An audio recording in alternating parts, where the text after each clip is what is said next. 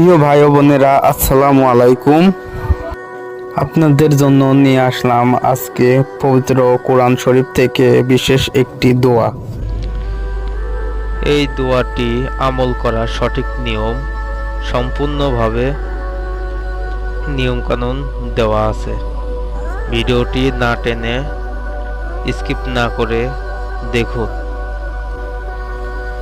পবিত্র কোরআনে সূরার একটি অংশ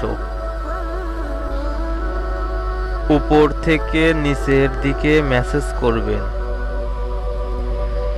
মেসেজ করার সময় রোগীকে ঢোক গিলতে বলবেন। আউযু বিল্লাহি মিনাশ শাইতানির রাজিম, বিসমিল্লাহির রহমানির রহিম। এইভাবে দোয়াটি 7 বার পড়ে ফু দিয়ে মেসেজ করবেন। আল্লাহ